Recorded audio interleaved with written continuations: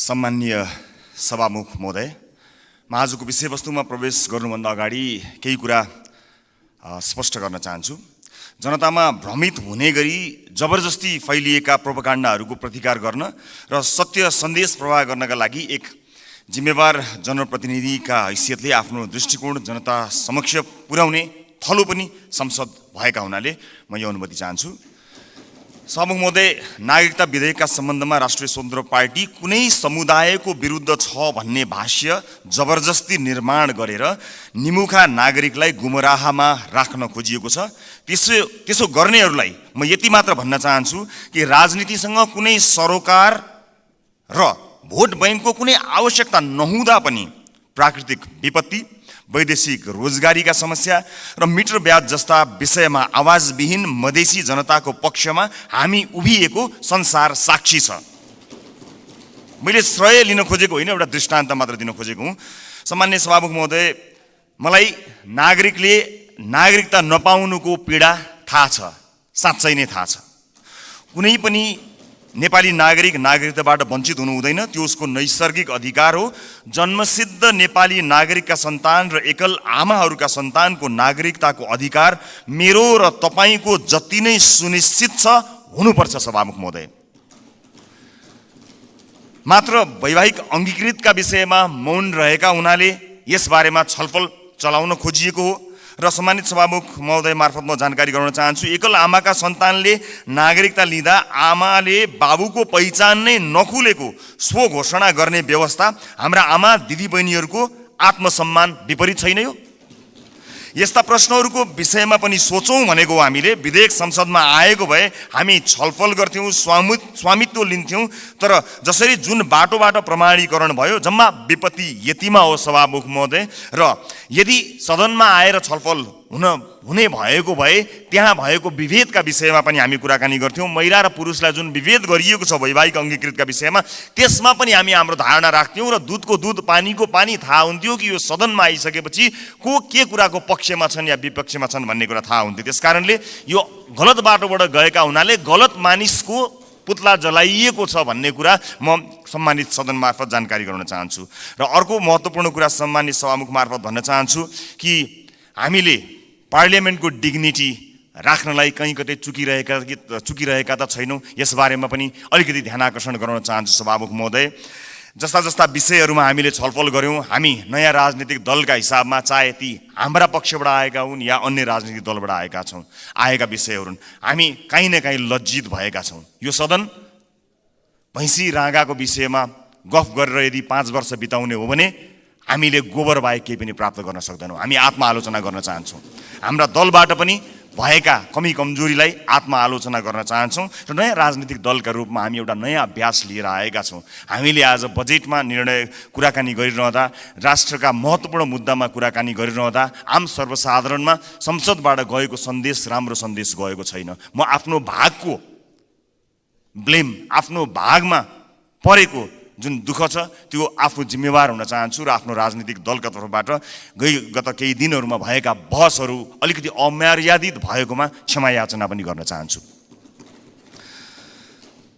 सम्मान्य सभामुख महोदय, म अब विषयवस्तुमा प्रवेश गर्न चाहन्छु। आगामी आर्थिक वर्ष 80-81 का लागि सरकारले गत 1 महिनामा विनियोजन विधेयकका प्राथमिकता, त्यसपछि नीति तथा कार्यक्रम अनि अहिले बजेट बारेमा बजेट प्रस्तुत गरेको छ। यी कार्यक्रमहरू हेर्दा मनमा एउटा प्रश्न जन्मिएको छ। सभामुख महोदय, सरकारले प्रस्तुत गरेको यो विनियोजन विधेयकका प्राथमिकता, नीति तथा कार्यक्रम र बजेट एउटै सरकारले ल्याएर आएको हो कि फरक सरकारको पालामा आएको भन्ने कुरामा म चाहिँ अलिकति दोधारमा परेको छु। किनभने यी कार्यक्रमहरूबीच तालमेल कहीँ कतै भेटिएको छैन। यसबारेमा छुट्टै बहस गरौँला। तर अहिले म बजेटमा केन्द्रित भई केही कुराहरू राख्न चाहन्छु। सम्मान्य सभामुख महोदय, एउटा उदाहरण मात्र यहाँ प्रस्तुत गर्न चाहन्छु। मान्नुहोस् कुनै एउटा परिवार छ, त्यो परिवारका 4 सदस्यले कमाउँछन्। एकजना सरकारी जागिरे छ भन्ठान्नुहोस्, एकजना कृषि कार्य गर्छ, एउटा खुद्रा पसल चलाउँछ, अर्को एउटा वैदेशिक रोजगारीमा जान्छ। त्यस परिवारको घरमुलीले आउने वर्ष हाम्रो प्रत्येक सदस्यको आम्दानी एउटा 5% भनौँ न, 5%ले बढ्छ भनेर हिसाब देखायो भने कसरी पत्याउने? घरमूल्य हिसाब देखाए जस्तो सबैको आम्दानीको वृद्धि दर एउटै कसरी हुन सक्छ? सभामुख महोदय, जस्तै सरकारले दिने पारिश्रमिकको कुरा त्यसको वृद्धि दर सरकारले निर्धारण गर्छ। व्यापारबाट हुने आम्दानीको त्यसको चाहिँ नि बजारको व्यवस्थापनले निर्धारण गर्छ। वैदेशिक रोजगारीमा हुने कुरा रोजगारदातामा भर पर्छ, श्रमको माग अनुसार भर पर्छ, ती देशको नीतिले निर्धारण गर्छ। कृषिबाट हुने आम्दानी, उत्पादनको अवस्था, बिक्री मूल्यहरूले निर्धारण गर्छन्।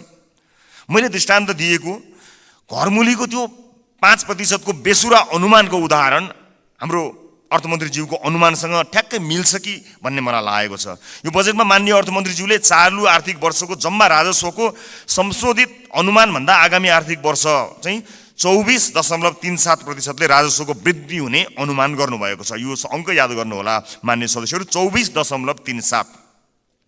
यस बजेटमा माननीय अर्थमन्त्रीज्यूले राजस्वका 90 वटा शीर्षकहरूमध्ये 68 वटा शीर्षकहरूबाट प्राप्त हुने राजस्वको मूल्य दर 24.37% नै हुन्छ भन्ने अनुमान गर्नुभएको छ। साथै राजस्वका मुख्य आधारहरू जस्तै कर, गैर करको दुवैको वृद्धि दर पनि 24.37% अनुमान गर्नुभएको छ। त्यसै गरी करका स्रोतहरूमा आय, मुनाफा तथा पुँजीगत लाभमा लाग्ने कर, वस्तु तथा सेवामा आधारित कर र वैदेशिक व्यापारमा लाग्ने कर सबैको वृद्धि दर 24.37% हुन्छ भन्ने अनुमान गर्नुभएको छ। सामान्य सभामुख महोदय, होलसेलमा गरिएको यस्तो अनुमानबाट यो पुष्टि हुन्छ कि यो बजेटको लेखन एउटा झाडा टार्ने काम र एउटा गैर जिम्मेवारी काम भएको अथवा हेलचेक्राइपूर्ण ढङ्गबाट गरिएको हो कि भन्ने आशंका गर्ने प्रशस्त ठाउँहरू रहेको छ। यद्यपि यो रेभेन्यू फोरकास्टरको रूपमा म आफूलाई प्रस्तुत गरिरहेको छैन र यो रेभेन्यू फोरकास्टिङको विज्ञ पनि म होइन, तर यसरी यो कुनै एउटा कम्प्युटरमा एउटा एक्सेल सिटमा चालु आर्थिक वर्षको अङ्क राखेर त्यसमा चाहिँ 24.37% जोडेर राजस्व वृद्धिको अनुमान यो चाहिँ जो कोहीले पनि गर्न सक्ने म देख्दछु। फेरि पनि म जोड लगाउँछु कि म रेभेन्यू फोरकास्टिङको विज्ञ चाहिँ होइन। यस्तो हचुवाको भरमा अनुमानित बजेट प्रस्तुत गर्नलाई विद्वान अर्थमन्त्री अथवा विद्वान अर्थ मन्त्रालयका उच्च पदस्थ अधिकारीहरूको आवश्यकता पर्दैन भन्नका लागि चाहिँ रेभेन्यू फोरकास्टर हुनु पर्दैन भन्ने मलाई लाग्दछ। सभामुख महोदय, मैले नेपालको विगत केही वर्षको राजस्व, कर र गैर करका वृद्धि दर पनि हेरेको छु, जसमा कुनै पनि वर्ष हाम्रो राजस्वको वृद्धि दर, करको वृद्धि दर र गैर करको वृद्धि दर समान छँदै छैन। सभामुख महोदय, बजेट निर्माण प्रक्रियामा राजस्वको अनुमान नै यस्तो प्रमुख आधार स्तम्भ हो जसको आधारमा विभिन्न क्षेत्रमा गरिने खर्च तय गरिन्छ। चालु आर्थिक वर्षको प्रक्षेपित राजस्व करिब 14 खर्ब उठ्न नसक्ने भई संशोधित अनुमान करिब 11 खर्बमा झार्नु परेको यो विषम अवस्थामा अर्थमन्त्रीज्यूले आगामी आर्थिक वर्षको बजेट प्रस्तुत गरिरहँदा जम्मा राजस्वको करिब 93% भन्दा बढी उठ्ने अनुमान गरिएको राजस्वका शीर्षकहरूबाट प्राप्त हुने राजस्वको वृद्धि दर एउटै 24.37% हुने अनौठो अनुमानले हामीलाई कहाँ पुर्याउने हो भन्ने एउटा ठूलो प्रश्न खडा भएको छ। चालु आर्थिक वर्षमा लक्ष्य अनुसार राजस्व सङ्कलन हुन नसक्दाको परिणाम स्थानीय तहमा हस्तान्तरण हुने समानीकरण अनुदानको 50% कटौती गर्ने अवस्थामा सरकार पुगेको सर्वविदितै छ। यस्तो हचुवाको भरमा प्रक्षेपण गरिएको राजस्वमा आधारित आगामी वर्षको बजेटले हामीलाई यो मुलुकलाई कहाँ पुर्याउने हो ठूलो प्रश्न खडा भएको छ। राष्ट्रको ढुकुटीमा सङ्कलन हुने अनुमान हचुवाको भरमा भएको बजेटमा आधारित खर्चका कार्यक्रमहरू कसरी विश्वासिला हुन सक्छन्?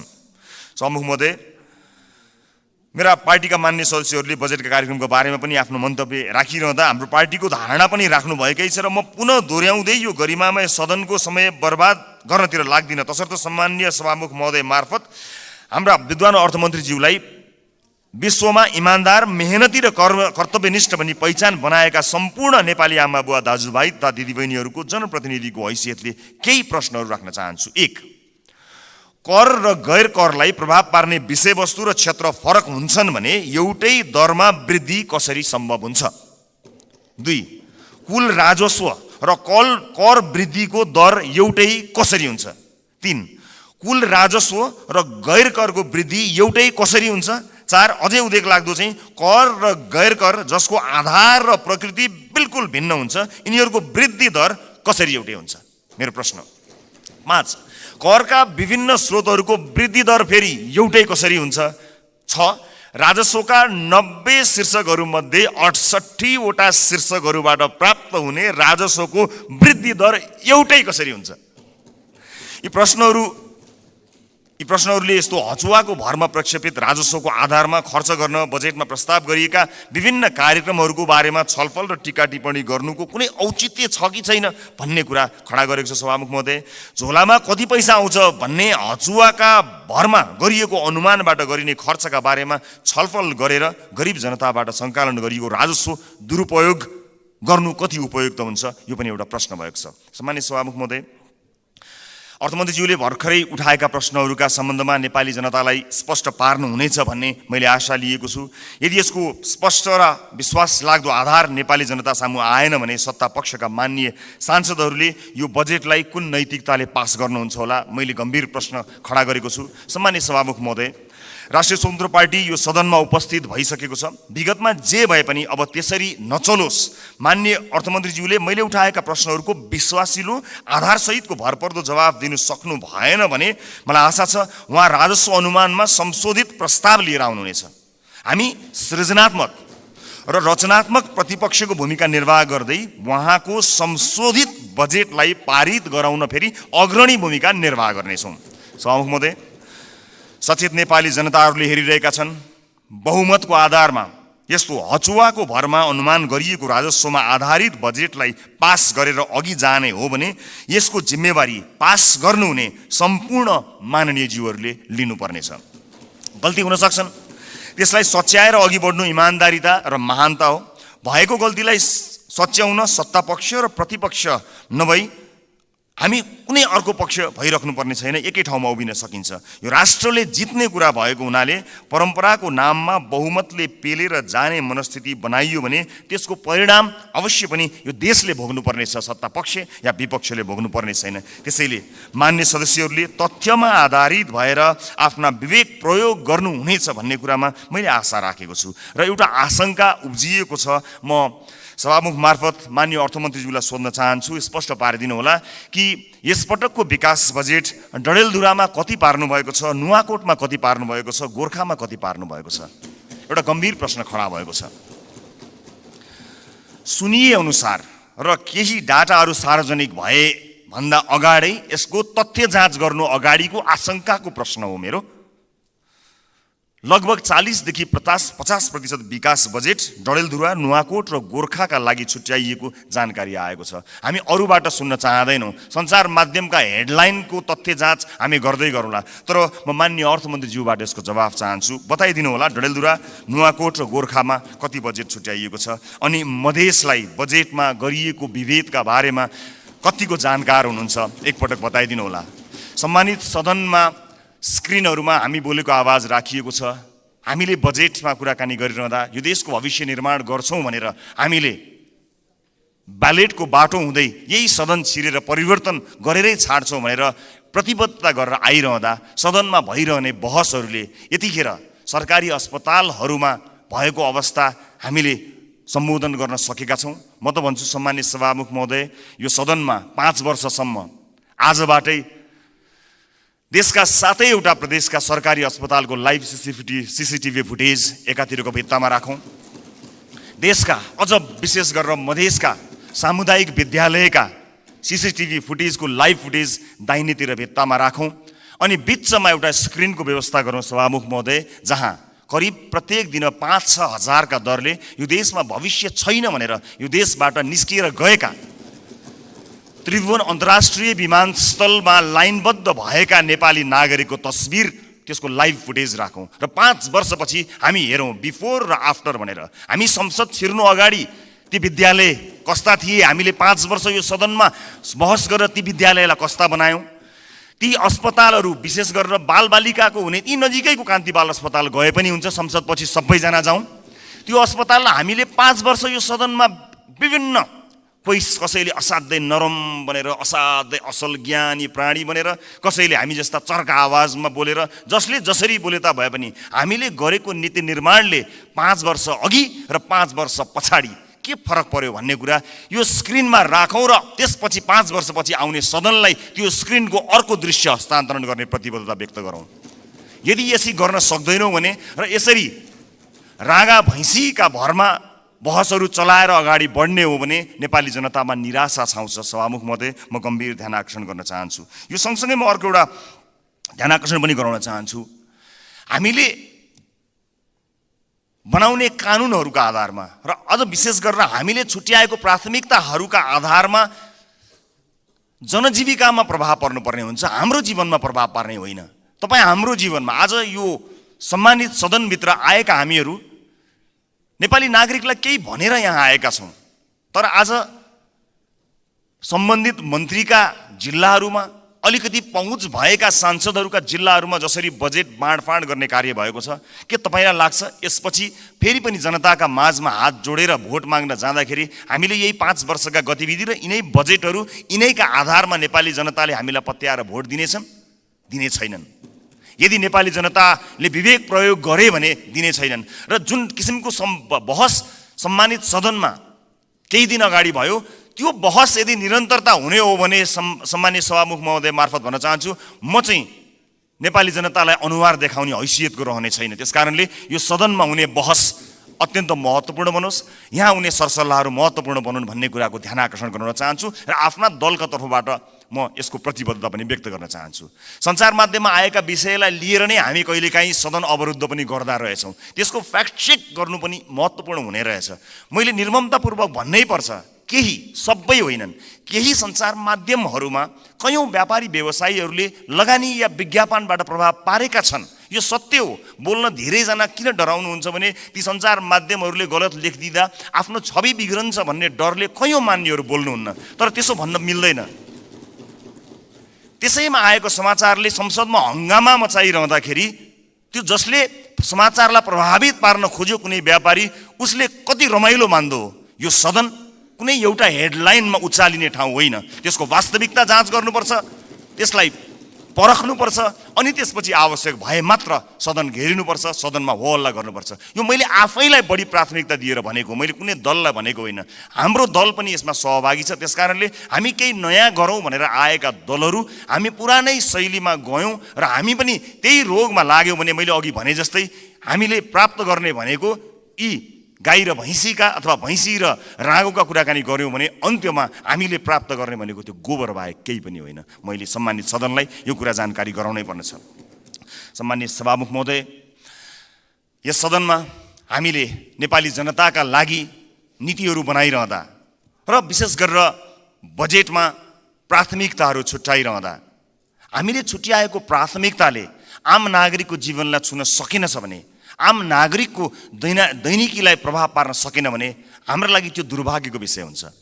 सरकारले विदेशमा रहेका नागरिकका लागि पनि अब भोटिङ राइट्स दिने, विदेशमा रहेका नेपाली नागरिकले पनि भोट हाल्न पाउने अधिकारको सुनिश्चितता गर्ने भनेर भन्यो, तर कहाँ छुट्याउनु भयो अर्थमन्त्रीज्यू बजेट? त्यसका लागि लगत सङ्कलन गर्न जानु पर्ला, निर्वाचन आयोग विदेशमा रहेका नेपालीहरूको बारेमा जानकारी लिन जानुपर्छ, त्यसका लागि कहाँ कतै मैले बजेटमा कतै मैले देखिनँ कि, मलाई क्षमा गर्नुहोला, तर त्यसलाई तपाईँले भन्नलाई त भनिदिनु भयो होला, तर प्राथमिकतामा राख्नु भएन। हामी फेरि पनि भन्न चाहन्छौँ, यो देशमा भविष्य नदेखेर विभिन्न कुरीतिका कारणले, हामीले भोग्नु परेका व्यथितिका कारणले मुलुकमै केही गरी खाउँ भन्ने अवसर नपाएर बाध्य भएर विदेश बसेका नेपालीहरूले आफ्नो देशको भविष्य छान्न पाउनुपर्छ, भोट हाल्न पाउनुपर्छ। त्यसलाई प्राथमिकताका साथ राखियोस्। म माननीय अर्थमन्त्रीज्यूलाई विदेशमा रहेका नेपालीहरूले मतदान गर्न पाउने अधिकारको सुनिश्चितताका लागि कति बजेट छुट्याउनु भएको छ, के व्यवस्था गर्नु भएको छ, म त्यसको लागि पनि जवाफ चाहन्छु। र जिल्ला निर्वाचन कार्यालयहरू खारेज गर्ने जस्तो निर्णय, गलत निर्णय सच्याइयोस् भन्ने कुरा पनि म भन्न चाहन्छु। किनभने संवैधानिक निकायहरूलाई, हामीले त्यसका काम कारबाहीहरूलाई यदि ध्यान दिएनौँ, तिनको स्वच्छतामा हामीले प्रश्न खडा गरेनौँ र त्यसलाई सरकारका मार्फत या कुनै मन्त्रालयका मार्फत ल्याएर राखिदियौँ भने त्यो साँच्चै नै दुर्भाग्यपूर्ण हुनेछ। त्यसकारणले यसलाई पनि पुनर्विचार गरियोस्। खर्च कटौतीका नाममा हरेक विषयलाई यसको गम्भीरता, त्यसको महत्त्व नबुझिकन गरियो भने त्यो साँच्चै नै दुःखद हुनेछ। म सम्मानीय सभामुख मार्फत यो ध्यान आकर्षण गराउन चाहन्छु। र अहिले बजारमा देखिएको वित्तीय सङ्कट, आम नागरिकले भोगेको वित्तीय सङ्कटलाई सम्बोधन गर्ने र त्यसमा उत्साह छर्ने किसिमका कुनै पनि कार्यक्रमहरू हामीले देख्न सकेनौँ। आज एकपछि अर्को सटरहरू बन्द भएका छन्। आज कयौँ व्यापारी व्यवसायीहरू बैंकको चर्को ब्याज तिर्न नसकेर कयौँ व्यापारी व्यवसायीहरू आत्महत्या गर्ने अवस्थासम्म पुगेका छन्। मेरै निर्वाचन क्षेत्रमा शङ्कर कणेलले आत्महत्या गर्नुभयो र उहाँको सुसाइड नोटमा लेखिएका कुराहरू गम्भीर छन्। यस्ता धेरै समस्याहरू देखिएका छन्। आज प्रत्येक 3वटा सटरमा एउटा सटर बन्द भएको अवस्था छ। आज सहकारीहरूका कारणले गर्दाखेरि जुन किसिमको बिल्लीबाट मानिसहरूको भएको छ, त्यसलाई सरकारले गम्भीरतापूर्वक सम्बोधन नगर्ने भयो भने धेरै मानिसहरू सडकमा आउन बाध्य भएका हुन्छन् र बेवस भएर यो मुलुक छोडेर विदेशमा रोजगारीका लागि जानुपर्ने अवस्था सिर्जना हुन्छ। अनि विदेशमा रोजगारीका लागि जानु पर्दाखेरि विदेशमा भएका हाम्रा राजदूतावासहरूको संयन्त्रले लाखौँको सङ्ख्यामा भएका नेपाली नागरिकहरूलाई सम्बोधन गर्नै सक्दैन। यहाँ केही गरौँ भन्दा गर्न पाएका छैनन्। देशै छोडेर जाँदा परदेशमा पनि दुःख पाएर बसेका छन्। मुलुकको समाजको वास्तविक समस्यासँग हाम्रो नीति, हाम्रो बजेट, हाम्रो कार्यक्रम कसरी अलग हुन सक्छ? सभामुख महोदय, समाजको चरित्रभन्दा, समाजले भोगेको पीडाभन्दा हामीले यहाँ गर्ने डिस्कसन, तपाईँ हामीले गर्ने संवाद कसरी फरक हुन सक्छ? सभामुख महोदय, समाजले भोगेको पीडालाई मलम लगाउन नसक्ने गरी हामीले गर्ने संवादको के अर्थ हुन्छ? सभामुख महोदय, त्यसकारणले म विनम्रतापूर्वक अनुरोध गर्न चाहन्छु सभामुख महोदय मार्फत कि नेपाली जनताको पीडालाई, नेपाली जनताले आज भोगेका समस्याहरूलाई त्यसलाई महसुस गरेर, त्यसलाई लिपिबद्ध गरेर हामीले बजेटमा ध्यान दिनुपर्छ। र अन्त्यमा आगामी वर्षका लागि हामीले यसो गर्न सक्छौँ कि सानो एउटा सुझावसहित म बिदा माग्छु। बजेट बन्नुभन्दा 4-5 महिना अगाडि हरेक राजनीतिक दलका अझ विषयविज्ञहरू छन् भने उनीहरूलाई सहभागी गराएर प्राथमिकताका क्षेत्रहरू छुट्याउँ। कुनै पनि राजनीतिक दलले भोट माग्दाखेरि शिक्षा गुणस्तरीय र स्वास्थ्य आम नागरिकको पहुँचमा भनेर हामीले भोट मागेका हौँ नि। हाम्रो घोषणापत्रमा, हाम्रा वाचापत्रमा बाकाइदा लेखिएको छ नि।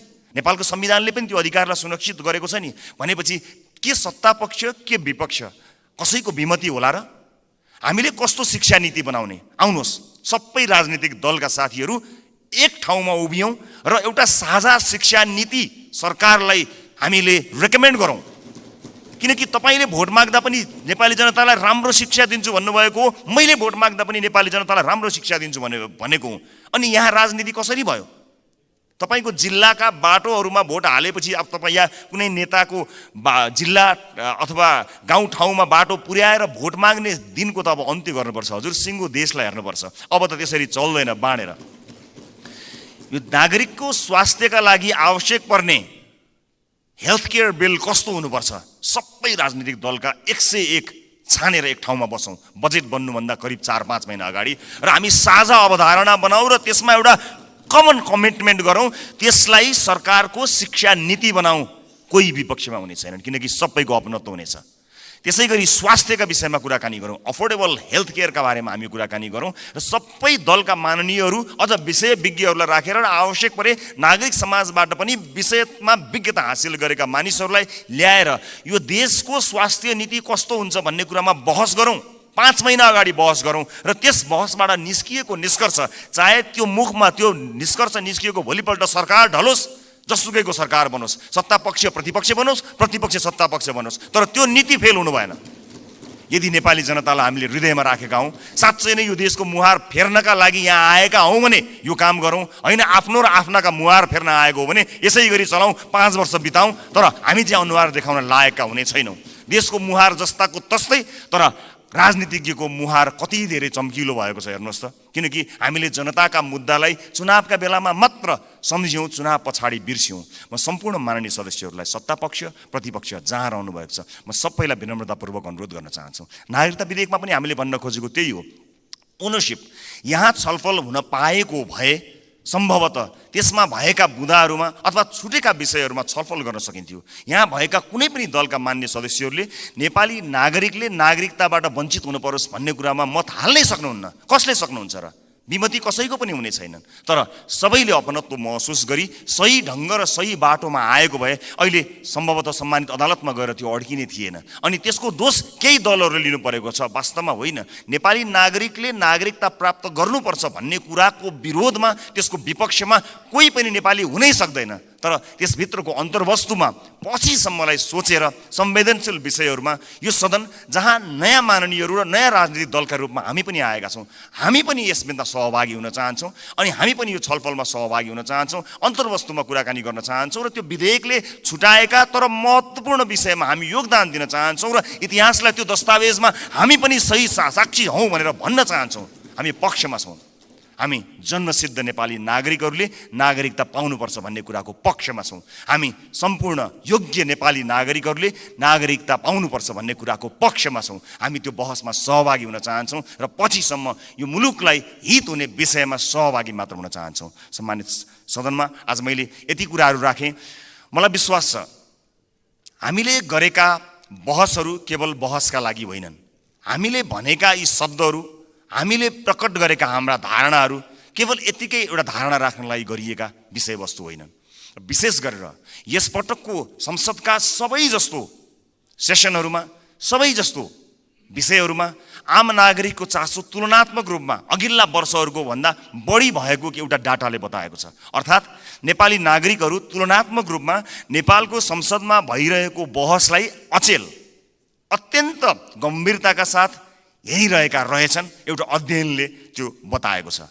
यस्तो चासोको विषय बनेको यो सदन हाँसोको विषय नबनोस्, महत्त्वपूर्ण निर्णयहरू आउन सकुन् र एक अर्कामा सहकार्य गर्दै संसदीय मर्यादालाई कायम राख्दै बहसहरू कायम गरेर मुलुकका लागि केही चिज दिन सकियोस्। र यो 5 वर्षमा जसरी भनिन्छ नि, हामी हाम्रो जीवनको 5 वर्षलाई पल्टाएर हेऱ्यौँ भने 5 वर्ष अगाडि हामी कहाँ थियौँ र 5 वर्ष पछाडि हामी कहाँ छौँ भन्ने कुरा हामी सजिलै हेर्न सक्छौँ। व्यक्तिको जीवनमा 5 वर्षको धेरै ठुलो महत्त्व हुन्छ। देशको जीवनमा पनि त्यो 5 वर्षको अझ धेरै महत्त्व हुन्छ। त्यसकारणले हामी यो सदनको जब अन्तिम दिनमा यहाँ बोल्नेछौँ, अघि मैले भने जस्तै हामीले विशेष गरेर देशको टड्कारो समस्यामा रहेका नागरिकको स्वास्थ्यमा यो 5 वर्ष सदनभित्र आएर हामीले के गर्यौँ त्यो भन्न पाइयोस्। त्यसपछि निर्वाचित हुने मान्यज्यूहरूलाई बुझाउन पाइयोस् हामीले यो देशका लागि यति गर्न सक्यौँ, बाँकी तपाईँको जिम्मा भन्न सकियोस्। अघिल्लो सदनले हामीलाई के बुझायो? आज अघिल्लो सदनले बुझाएका कयौँ भ्रष्टाचारका काण्डहरू काँधमा बोकेर हामी हिँड्नु परेको छ। त्यसको निराकरण गर्नुपर्दाखेरि यहाँ एउटा दलको नाम आयो भने अर्को दलले विभिन्न बाहनामा बार्गेनिङ गरेर त्यसलाई विषयान्तर गर्न खोज्ने हो कि भन्ने आशंका पैदा भएको छ। एउटा विषय उठ्छ, त्यसपछि त्यो विषय सेलाउँछ, अर्को विषय उठ्छ। कता कता आशंका पैदा भएको छ। मैले भनेको थिएँ कि कहीँ पुराना राजनीतिक दलहरू एक अर्काको पोल खुल्ला भनेर आत्तिएका त छैनन्, विषयान्तर गर्न लागिरहेका त छैनन्। हामीलाई डर भएको छ। नेपाली जनताले नयाँ म्यान्डेट दिएर पठाएको राजनीतिक दलका रूपमा हामी पुराना माननीयज्यूहरूबाट सिक्न चाहन्छौँ, बुझ्न चाहन्छौँ। तपाईँको राजनीतिक लडाइँ र तपाईँको राजनीतिक इतिहासको मानमर्दन गर्ने हाम्रो ध्येय कहीँ पनि छैन। कुन सङ्घर्षले तपाईँले आज यो दिन ल्याउनु भएको छ? हामी त सजिलै राजनीतिमा आयौँ। साँच्चै भन्नुपर्दा हामीलाई राजनीतिमा त्यो सङ्घर्ष गर्नु परेन। तपाईँहरू त राज्यले लखेटेको, राज्यले मार्छु भनेको, भूमिगत बस्नु परेको, जेल जीवन बिताउनु भएको, त्यति ठुलो सङ्घर्ष गरेर तपाईँहरूले यहाँ ल्याउनु भएको छ। हामीलाई गर्व छ तपाईँहरूप्रति। तर गर्व गर्न लायक, तपाईँको इतिहासमा गर्व गर्न लायक वर्तमान भइदियोस् भन्ने मात्र हाम्रो चाहना हो। एक अर्काप्रतिको वैमनस्यता, एक अर्काप्रतिको तिक्तता सम्मानित सदनमा तपाईँहरू उखिरहँदा हामी के हेर्ने, मुस्कुराउने कि ताली पड्काउने कि ढ्याप गर्ने कि मुख छोप्ने, त्यस्तो अवस्था हामीलाई सिर्जना नगरिदिनु होला। किनकि नेपालको राजनीतिमा तपाईँले दिनुभएको योगदानको हामी कदर गर्न चाहन्छौँ। हामी त्यो पुस्ता बन्न चाहन्छौँ जो अघिल्लो पुस्ताले गरेको राजनीतिक योगदानको उच्च मूल्याङ्कन गर्न सकोस्। तर सम्मानित सदनमा एउटा पार्लिमेन्टको डिग्निटीलाई नै हल्लाइदिने किसिमका गतिविधि हुँदाखेरि कता कता हामीलाई पनि त्यो रोग सरे जस्तो पनि कहीँ दिनमा भयो। हामी त्यो रोग सार्न चाहन्नौँ मान्यज्यूहरू, हामी त्यो रोग सार्न नै चाहन्नौँ। हामी तपाईँलाई त्यही सम्मानित स्थानमा राख्न चाहन्छौँ जुन सम्मानको तपाईँहरू लायक हुनुहुन्छ। हामी नयाँ पुस्ताका राजनीतिज्ञहरूलाई तपाईँहरूले एउटा यस्तो संस्कारको विकास गरिदिनुहोस्, एउटा यस्तो संस्कार दिनुहोस् ताकि हामी भोलि पनि गर्व गर्न सकौँ कि हामीले यो तपाईँबाट सिकेका हौँ। हामीले नेपाली कङ्ग्रेसबाट सिक्यौँ, हामीले नेकपा एमालेबाट सिक्यौँ, हामीले नेकपा माओवादीबाट सिक्यौँ भनेर हामीले भन्न सकौँ, मधेसवादी दलहरूबाट सिक्यौँ, जसपाबाट सिक्यौँ भन्न सकौँ, हामीले नेताहरूको नाम लिएर भन्न सकौँ यी नेताहरूबाट हामीले सिकेको हो नि भन्न सकौँ। तर हामीले, माफ गर्नु होला, म क्षमा चाहन्छु, पछिल्ला केही गतिविधिहरूलाई हेर्दा हामीले चाहिँ उल्टो कुरा सिक्छौँ कि हामीलाई पो त्यो रोग सर्छ कि भन्ने डर पैदा भएको छ। म सभामुख मार्फत सम्मानित सदनलाई यति भन्न चाहन्छु कि नीति कार्यक्रमहरू बन्दा, कानुनहरू बन्दा, बजेटहरू बन्दा नेपाली जनतालाई मूलधारमा राखियोस्, देशको वर्तमान समस्यालाई मूलधारमा राखियोस्। वैदेशिक रोजगारीले गाँजेको यो देश यसका मूल समस्याहरूलाई मध्यनजर नराखिकन त्यसलाई नजरअन्दाज गरेर आँखा चिम्लिएर कहीँ पनि पुग्न सकिँदैन। त्यसकारणले नागरिकको स्वास्थ्य, नागरिकको शिक्षा र सामाजिक न्यायका पक्षमा उभिन सक्ने बनोस् बजेट, यही भन्न चाहन्छु। र म जाँदा जाँदै सभामुख महोदय, मैले अघि एउटै दर रेट भएको यो डकुमेन्ट म शीर्ष नेताहरूलाई म उपलब्ध गराउन चाहन्छु। यसले देखाउनेछ 24.37% जुन मैले डाटा प्रस्तुत गरेँ त्यो म अझ स्पष्ट हुने गरी एक-एकवटा प्रमुख राजनीतिक दल र अर्थमन्त्रीज्यूलाई जाँदा जाँदै हस्तान्तरण गर्नेछु। हस्, धन्यवाद, नमस्कार।